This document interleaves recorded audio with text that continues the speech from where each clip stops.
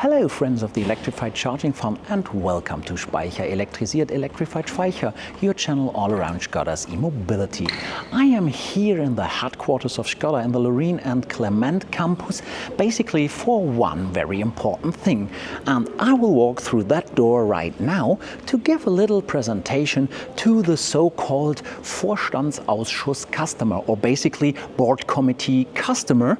And since I'm not allowed to film inside there, I thought I'd use that opportunity to give you an exclusive insight and do the talk again just for you. And if you're interested what I have to say to Skoda, then stay around and watch this video. Have fun. Before we now head into that simulated presentation of mine, just a few words before.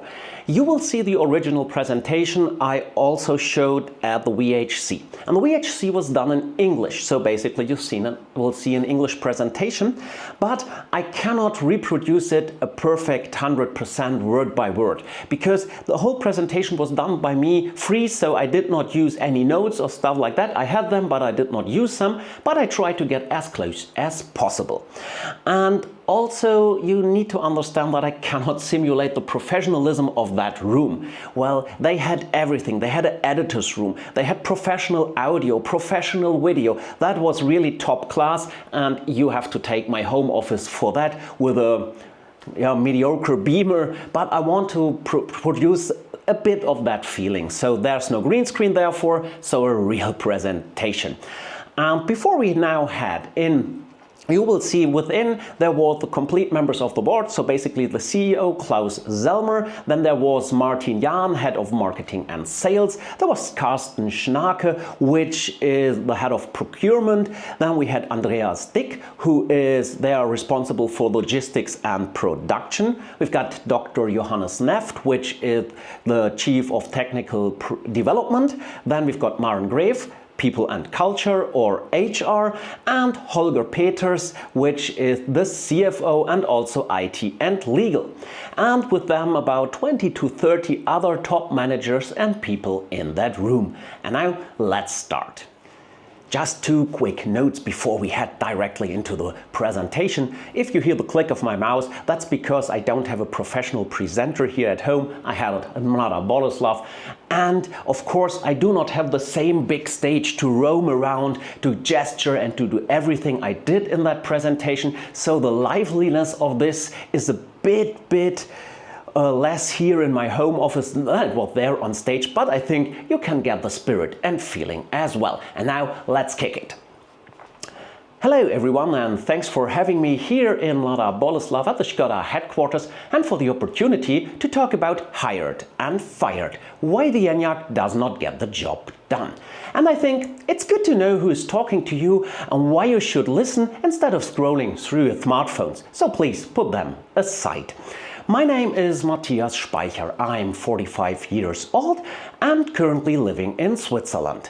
I have over 15 years of experience as a product owner, as a digital transformation strategist, and as a developer of disruptive business models in various industries.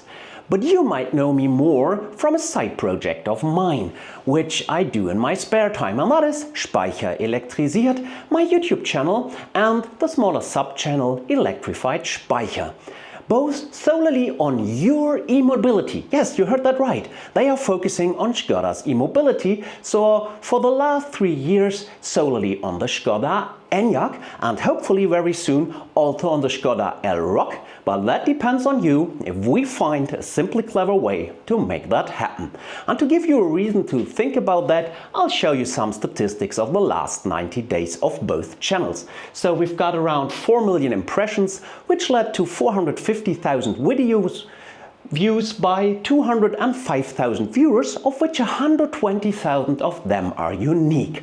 And due to the small niche I'm in, you can say the vast majority of those 120,000 are either driving an ENIAC, waiting for an ENIAC, or interested in one. And if you now combine both perspectives, so my outside perspective as a representative of 120,000 customers of you and my more inside-driven perspective as a professional, I think I can give you a unique perspective in today's talk. And therefore, let's start by playing a card game. Maybe you know that game from your childhood. It's a Cars Quartets deck game, for the Germans more known as Autoquartett, where you compete on stats of cars against each other. It's an analog game, paper cards in your hand, played with friends and family. And now there's a new edition, the battery electric one. And of course, the Skoda shouldn't miss in it, right? But what would the card look like? Due to the short amount of time, I cannot ask you, but I can show it from a customer's perspective. It looks like this. It is a jack of all trades and a master of none card. There's no single stat on the card which is a guarantee to win, and it would be a traditional automotive card. You will find stuff like build quality, interior feeling, or even noise, vibration, harshness rating on it. Yet that card there is not a winner in today's digital world, because especially one thing is completely missing on the card, and that is software. But why is there no software on the card?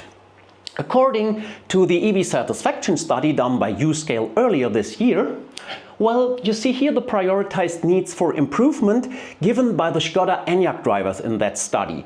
And let me zoom on the most important part here, and that is software quality. 77% of them said this is your top priority to improve, and that makes you nearly 40% worse compared to the average of the study. And I can back up this with my qualitative feedback I get from my channel. We are talking 500 to 700 comments each month, 150 to 300 emails each month from your customers yet given to me. And when I dig into them and analyze them, it nearly always boils down to software. But why is this? Well, I think it's because your software is not getting the jobs done. When I talk about the jobs to be done framework, I want to make sure that we're on the same page. So let me give you a brief introduction. And basically, people hire products or services to get a job done for them. So we buy them that they do the job. And it goes a bit like this. When I'm in a situation, which is my current situation, I have a job, I have pains, I have gains, I want to do something about it. And that is my motivation, to get the job done, to get the pains relieved, and to get the gains created to achieve something, my expected outcome, that I want to have on an emotional level, on a social level, and foremost on a functional level. And the answer to this question is, what are your customers trying to achieve? And the result out of this should be what you design the value proposition of the Enyaq for. So let's dive into some jobs and how they are done as of today. When you combine certain jobs in a certain way, you get a customer journey. A customer journey is way more than a buyer's journey from the interest to the purchase. In fact, the customer journey occurs every day when your customers use the Enyaq to achieve something, to get their jobs done. And now let's dig into that customer journey I designed here. And I call that the customer journey of hell, because by chance, if you've got a miserable day with your Enyaq, you will experience everything out of it, yet not all downfalls and not all flaws are in it. Our Enyaq owner, let's call him George. George is working for a big company as a sales representative. Today he's going to a new customer to showcase all the products, and he is at the breakfast table on a warm, hot, summer sunny day with his beloved wife. And he thinks, well, I want to cool down my Enyaq because I don't want to get sweaty the moment I enter it. So he fires up the My Skoda app, hits on start climatization, and the first disappointment of the day is already there because simply there's no response. So he refreshes the app on his iPhone like crazy, but no response. George does not let the breakfast get ruined by something like this. He finishes it and then is rushing down to the car to load the trunk or the boot. And basically he kicks that virtual pedal, yet nothing happens, and he thinks, well, should I have chosen white shoes over black shoes? Where's the magic behind that? So he opens that hatch manually, it opens up, and the first smile of the day comes to George's face. Wow, look at that spacey trunk. As a sales representative on the road, he loves to get all the stuff in, yet there's still room left. And happy he is, he hits that button up on the hatch to close it and already is moving towards the driver's doors when he hears a beep, beep. And he thinks, oh snap, I forgot about that protection lid on the closing mechanism of the hatch, because that plastic is rather bad manufacturers and sometimes it gets stuck. So he opened the hatch manually again, releases that, pushes on the button, and the trunk closes. Now he's going to the driver's door, opens it up, and again a big smile in his face. Look at that cozy, roomy interior. He fell in love with first time when he saw the Enyaq, still gives him joy. And of course that comfort seat entry, because George is 1.87 m and his wife is 1.65 m, and both use the car. So for him it's always easy to enter even after the wife used the car. So he hops on that seat, the Enyaq activates itself, and the seat is now slowly but constantly driving forward until it stops. Yet not in the position where George could reach the pedals, and he thinks, well, that happens so often, and is pressing the button on the seat to move it into position where he can operate the car. And without even thinking about it, he just hit that OK button, regretting it the minute after, because George had to get out of the car again to close the gates to his home, and guess what? When he hops in, he hits that button again. And George will do about a dozen times hitting that button that day. But what he's more concerned about is the next step in his journey, and that is what I call the pilot stance. Have you ever watched a pilot getting ready to flight in his plane and setting everything up? That's exactly what George is doing right now. Because remember the height difference, him and his wife? Now he's adjusting the head-up display because it doesn't get stored on the profiles, and he thinks, why is that not stored on the profile? They are useless. For what am I hitting that OK button even? And while he's setting all the assistant systems to his delight and setting everything up, he's still thinking, what's wrong with the profiles? And finally he is there to hit that drive mode button, going into comfort, which is also not stored on the profiles. And if you now think George is ready to go on the road, no, you're wrong, because now he sees something suspicious down there in the favorites bar. There's an Android Auto icon, but we remember George has an iPhone.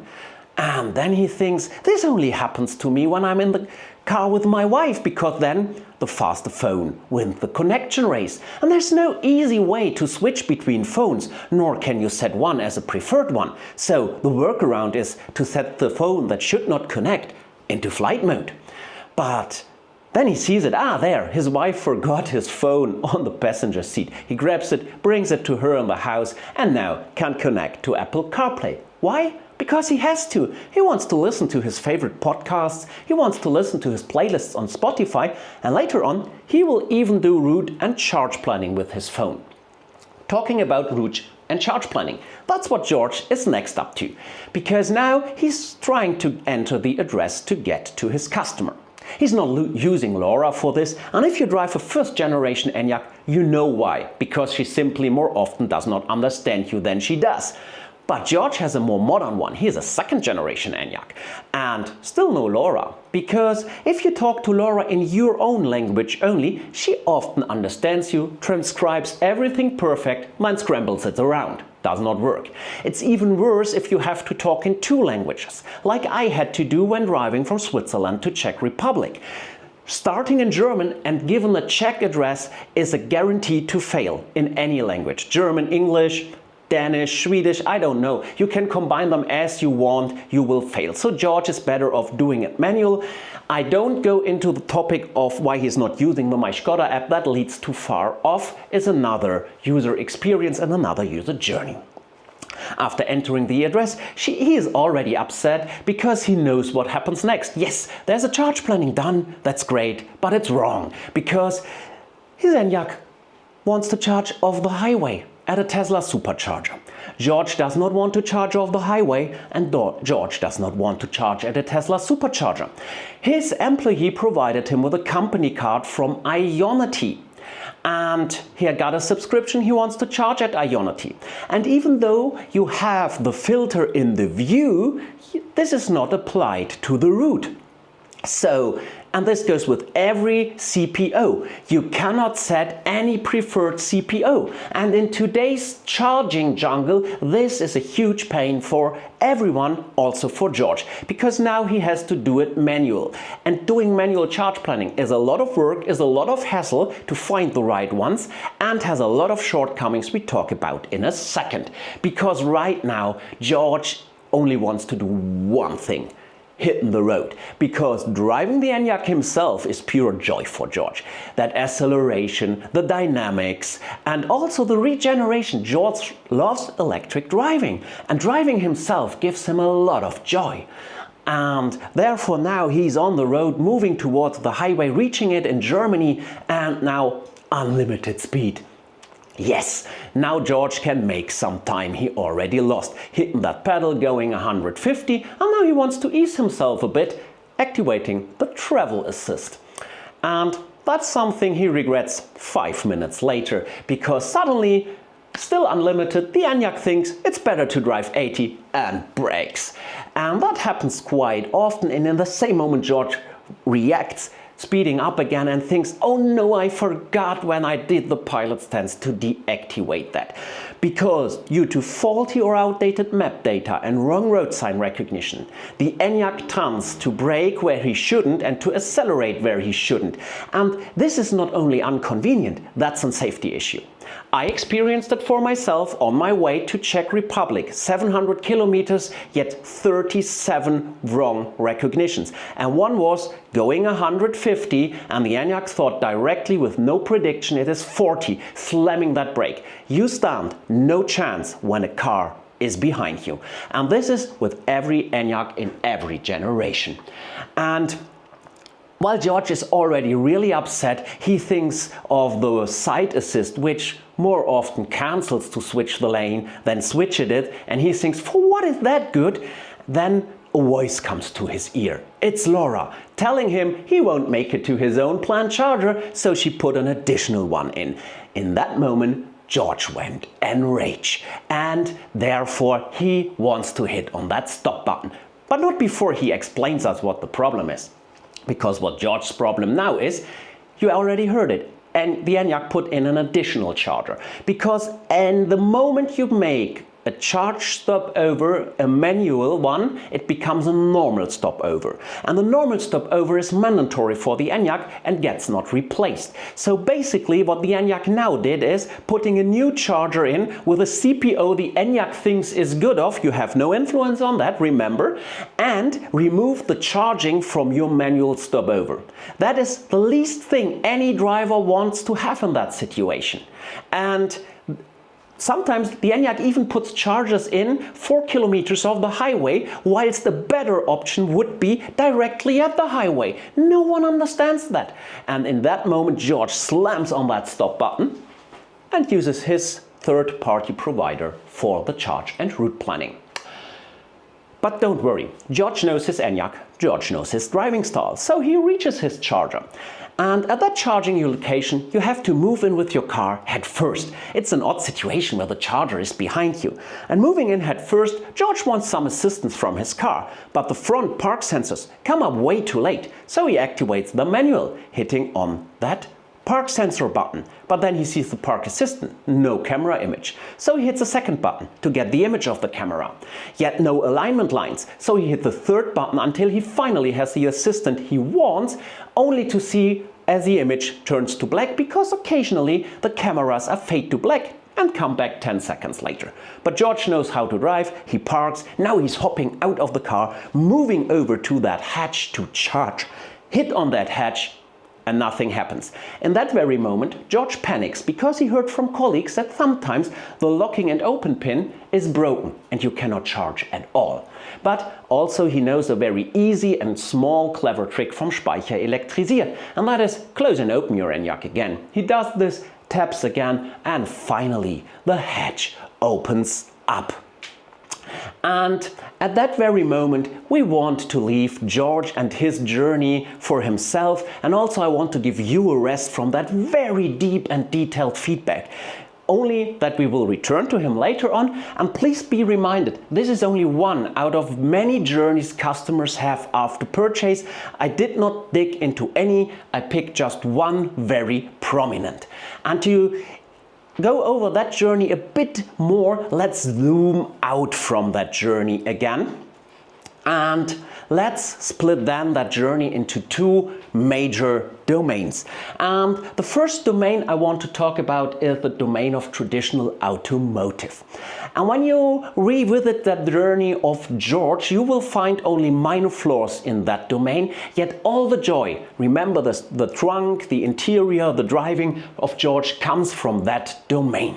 And on the opposite side, we've got the domain of modern software, where all the major flaws, all the problems, the upset and even the enrage of George comes from. And if George would ask me now, hey Matthias, can you tell me why that is? Well, I would say to him, you know George, that's because Skoda knows the domain of traditional automotive since decades. They have used every method available like value stream management and lean management to optimize how to build a car to close perfection. And before I could say anything more, George would intervene and say, but Matthias, my journey is no different to that. And if you are now a bit confused, well, I would say George is right, because think of a production line here. A production line basically is a process of automated and manual interactions done by machines and employees to get the job done of building a car close to perfection, what you've optimized and perfected here. And if you now switch perspective and get a bit abstract, George would now tell you, well, that's exactly what I'm doing here. What I'm doing here, my journey, is nothing else than a process of automated and manual interactions done by the ENIAC and me, George, as a driver, to get the job done of reaching the destination. Yet, on George's production line, you already failed on a rudimentary, pure, functional level. I bet you would never ever allow a production line of yours to operate like George's does, which you gave him. But it is way worse than this, because that was only the functional level. You remember, we've got two more. Now let's move to the emotional level, which is already completely covered by George's negative feeling of the enrage, the disappointments, the upsets, everything he got. So he can't even come close to what's beneath this, because the very important emotional job to be done of modern software is not only to work, function, but to have that fresh and actual feeling of a software. Think iPhone here. This is an iPhone 12 built in 2020 when the ENIAC hit the market. Yet last week the iPhone 16 came out, but if I open up my iPhone 12, I get the same fresh and updated actual feeling an iPhone 16 user has, despite the fact that this is complete outdated hardware. And George also would love to have the same feeling in his car, knowing that you do not have all the functions as I have with my 12-hour iPhone compared to the 16th one, but you want that feeling, because in the end that feeling, that gives you another feeling. That gives you the feeling that the manufacturer of the product you hired to get your jobs done ultimately cares about you. And with this, it also becomes a social job to be done. It's about telling yourself and others that you made the right decision in trusting you, Skoda, as a company, first place. And here you fail. And I give you a brief example. Look at a software version 3 and a software version 4 or 5 ENIAC. Just step into that new second generation ENIAC for 5 minutes, drive it a bit, and then head over into the software version 3 ENIAC first generation. And you will feel every pain and shortcoming your first generation customers and early adopters have. At that moment you might tell me, hey Matthias, I don't care. the Enyaq is the best seller. And I would say, yes, you're right. The Enyaq is successful because the majority of your customers weight traditional automotive over modern software first place due to the lack of experience with software and its role in a modern EV. Because most EV buyers of today, so most of the Enyaq buyers as well, are first-time EV buyers. They simply do not have the knowledge on the importance of the software. And then they look at such a beautiful Enyaq from a traditional automotive perspective. And then it's a Skoda that they used to know. Your Skoda is a bestseller due to a reason, and that is traditional automotive. Yet it is a worst recommender. Here you see from the EV satisfaction study your NPS score, the Net Promoter Score. 4 out of 10 customers would recommend the Enyaq. Don't get me wrong, that is not a good value. And I can't even back up that from my qualitative feedback. I would put you rather in the mid-30s, not in the 40s. Yet look at others there, BMW, Porsche, Tesla. They don't need to have better cars. The Tesla Model Y is not per se a better car than the Enyaq, yet 7 out of 10 would recommend it. In everyday life with an EV, you will find and feel the shortcomings of the software. What you do next is you start to look for help, of course, but your dealer won't do that. Most of the dealers simply have no clue of EV and what an EV driver really needs. So they look for the next thing. These are the promised updates and bug fixes given by you, yet nothing is there. Well, then they look at least for information on this. And while you find every information pre-purchase on EV mobility and on the Skoda Enyaq, you will find barely anything after the purchase, because you do not inform your customers who already have an Enyaq. You do not communicate. But no communication is also communication. That is the communication of basically, from a customer's perspective, telling them, we don't care. And on that very moment, your customers, they feel left alone, left behind, not heard, nor helped. And in that situation, they start to lose trust in you as a company and in your product that they will get the jobs done they have. And what do those customers next? Of course, they start to complain. And a lot of companies even start in such a situation with such an NPS to ask the customer what they want, or even start copying others who had a better recommendation. Should you do that? Should you ask us what we want and start copying others? Well, if you ask me what we want, I can tell you what those 120,000 would tell me. We want higher charging power, we want an 800-volt system, we want preheating, we want over-the-air updates, we want camp mode, we want dock mode, we want remote access and remote parking, Netflix and Spotify, and I can go on this way all day long. But even if you would deliver anything out of this, you will still have customers who would complain. Because don't make the mistake of asking a customer what he wants. And yes, a customer is telling you that right now. Because we as customers can only come up with solutions we know from others. Rarely a customer will come up with a new and genuine approach, because that is ultimately your job to do so as a manufacturer. Solving our jobs, relieving our pains and creating our gains in a new, creative and genuine way, so you're closer to us than we can with copying solutions from others. And if you listen to the customer who tells you what he wants, you start copying other manufacturers. And in that same situation, very often heard is the claim, live up to the Tesla software experience. And I do not want to dig into that Tesla software experience, because that is a very differentiated topic to look at. If you would do both, you will end up with something like this. This would be the Skoda Model Q. But I can assure you, this is not what your customers need, even if they tell you that they want it. Let me give you an example. How many of your customers do really camp in an Enyaq on a regular basis? So camp mode would be high priority. Compared to how many of your customers and think of all the fleet customers here, are doing long distance trips with their Enyaqs on a regular basis and therefore need a fine-tunable charge planning and an excellent charge experience. And this is the reason why you need to understand our jobs to be done. And that leads us back to the card game. Maybe you are even thinking, why did that guy brought that card game up? That is outdated. Nobody is playing that anymore. Well, have you ever observed Enyaq drivers at a fast charger? Well, if not, we have the genuine opportunity to revisit George because he's still there waiting for us to come back and observe him. And now he's moving towards the charger, authorizing himself, and now we can see what he will do.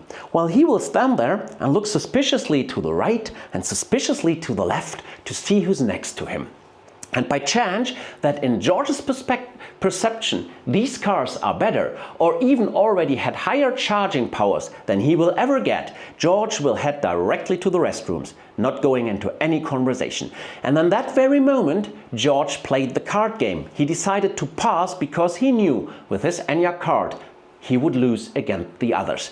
And George has a second generation. Think of a first generation Enyaq driver in winter time at a charger. He will in any way directly head to the restrooms because that's one of the worst experiences you can have right now when it comes to EV charging with the Enyaq. In fact, we play that card game every single day because we are humans. We want to compare, but even more we want to justify our decision to ourselves and to others that we made the right choice with you. And we want confirmation on that. And well, so there are social factors like friends, family, colleagues, even strangers that could give us exactly that. Because when they confirm that we made the right choice, and in that moment, we won the card game. And don't get me wrong. If you think we play that card game only for ourselves, no. In fact, we play that game for you. We are your players and we play for your recommendation out there. So you need to provide us with a card that is a winner. How to do so? Well, for me it's basically that 4-step there. You could be first, the first card and the only card. But that was Tesla a decade ago. You can't be first in the market anymore. So you could be best. But building the one best EV, which will always win with every stat, is simply not possible. You can't do that. So you need to be different. But if you start asking us what we want and copy others, you are yet the same, but a copycat. And that leaves you to ground level, or how I would call it, losers level. As a European car manufacturer, you do not want to compete solely on price. What can you do? Well, focus on the only point you can, and that is being different. And being different would mean to understand your target audience better than anyone else, so that you come up with a value proposition of the Enyaq that fits our jobs to be done in a perfect way, because that would make you the best choice we have. And if you are our best choice, then you will be first place in the card game and we will play the Enyaq card. But how to improve the Enyaq card for your players, you might ask? Well, I would say focus on the two major customer journeys after the purchase, and that is reaching the destination and charging the car. Both are heavily powered by software in an EV. And there's a common saying in card games which goes like, you cannot change the cards you're dealt, but how to play the hand. And basically that's how Enyaq drivers are doing it right now. We think we cannot change the card, nor the card gets changed, because software updates are only coming ex works. But here's where you could make the magic happen. Adjusting the card with software after the purchase, bringing new advantages and fixing old flaws. So you can prove that saying wrong and help us to win the card game with better stats after the purchase. And how to do that? Well, get the jobs done. You need to be flawless on a functional level. Think of that production line again. You would need to get that production line perfectly smooth running. Then the bad emotions are already gone. George would not be will no longer be upset there. And this makes room to give him that always fresh and updated feeling. And when he got that feeling, he knows that Skoda cares about him because he's getting his jobs done and he had that good feeling. And in this very moment, you had fulfilled our most important job to be done when it comes to a social level. And that is that we know we made the right decision in trusting you. And with this, you earn your most important social job to be done. And that is that we play for your recommendation. And if you now thought, I will come up with ready-made solutions for your next meetings with your departments or car yacht, sorry, I already told you a couple of minutes ago, don't ask the customer what he wants. Anyway, let's do a quick what if. What if you came up to me and asked me, "Now what, Matthias?" Well, I would say something like this. First, venture out, seek opportunity in new business model. Move beyond sales margin and focus on monetizing on software. Yes, you heard that right. A customer is telling you right now, right here, that you should monetize him on software, but not on the software you are right now, with what you are right now on the market. Nobody will pay for that. But I think if you've got a really desirable, viable and feasible business model behind your software, you will come up with the best possible software you are able to bring to the table. And that could be a piece of software that customers are willingly to pay for.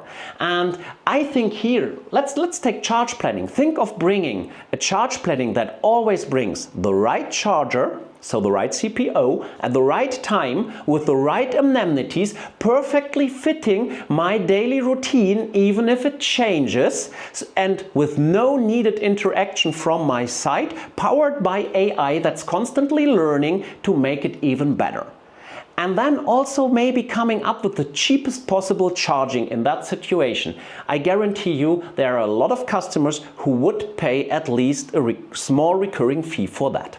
And how to do that? Well, you do this by venturing out. So you, as top managers, as members of the board, have to take the risk of it that your employees and experts are having the freedom to push the boundaries of Skoda further out. Let the experts do their job because they know best, and you cover their back that they can venture out.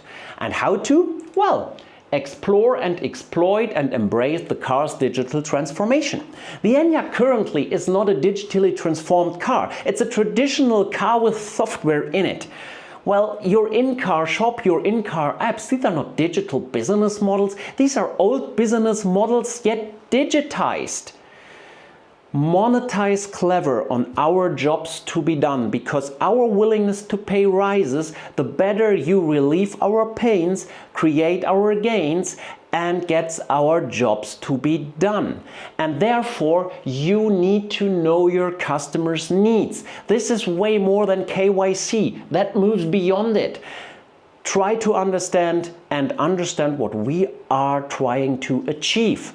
And make use of all your data points. I know that you measure everything in your My Skoda app. That's perfect. But why don't you do that in your Enyaq? Every tab, every slide, every option ever activated or deactivated. Measure that. For what am I hitting on that OK button if you do not even measure this? And make good use of it. But then don't forget to reach out to us, because keeping us involved as a customer, that is key. Right now, you do not even keep us informed. So start with a transparent, continuous communication towards your customer. Build a customer community with ambassadors who are your best recommenders. And finally, put us in the role we deserve, your most important stakeholders, because you pretend to be a customer-centric company. Then we are exactly that, and we become participants in the development of your cars that gets our job really done. And finally, be what you are, modern solid. I love your design language's claim. You have to be modern, yet make it rock solid. Don't try to be modern fancy. That is Tesla's domain or some Chinese brand's domain. That's not Skoda's heritage, that's not Skoda's DNA. Nobody expects you to be modern fancy, because if you try to be modern fancy, you more likely end up to be old school freaky. One example for that?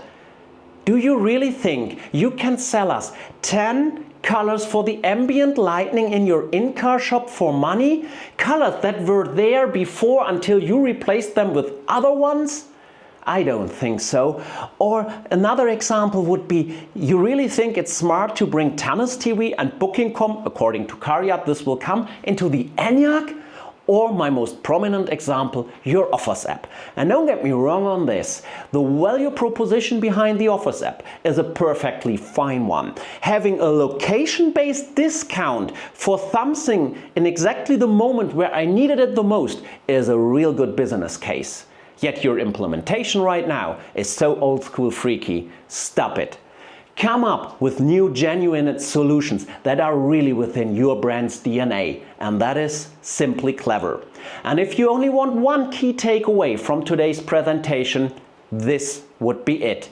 Stop being an analog company in a digital world, because your EV customers are living in that digital world, and we do not want to be treated analog by you anymore. Thank you. And how will this now continue? Well, I can't tell you, because in the following discussion after my presentation, I was no longer invited. I had to leave the room, despite NDAs and stuff like that. I guess old processes are not gone in a minute. And so I can tell you only this. After the presentation, I left the room and while I was on the outside in the big hall of the Lorraine and Clement campus, Maren Graef came up to me and we had a really nice talk about structures and culture and change. That was really a fine talk. So Maren, thanks a lot for that talk. That was great insight and really appreciated. Also, after my presentation within the VHC, Klaus came up to me on stage and did a quick recap. There was a lot of positive feedback and accomplishment to me. That was really good. He picked up a lot of stuff I said during my talk and gave it back to his audience as well. And also from Klaus Selmer, there is already an answer on LinkedIn. I can show it up here. It's in German, but I'll put you the translation down in a small box as an overlay. From some people in that very meeting room, I received various feedback afterwards on several ways, but it was really positive and they were really glad and happy about the stuff I said. And also, when you're up on stage, you can already look into the faces of all those people and study what their emotions might be. There was a lot of head nodding and a lot of things where I thought, well, I guess I hit the one or the other spot right in the middle. But one thing that is important to me as well. Please do not put too much onto this talk and think that there will now be immediate action to be taken and we will see the results very soon. This will not happen. We will not even know if some action might be taken that it will be a result out of this talk. We simply will never know. So let's put it into this perspective. If Volkswagen is that big cargo vessel, so hard to maneuver and to turn around, then Skoda is one small barcasse, which is rather powerful, but only pushing against that big cargo ship. That cargo ship does not even want to throw towels over to that barcasse to help him. So it will knock on the side. And my talk at the VHC is no more than a single small wave on the side of that barcasse that is pushing against that big cargo ship. I think that gives us a realistic perspective here. But by chance, some things will happen. By chance, this might work out. And therefore, I am really happy and I'm thankful that Skoda had invited me and that they listened to me. Because this is not what every car manufacturer does. You would now say, but basically, of course, as a customer-centric company, you should talk to your customer. But how many car manufacturers do so? I don't know many of them.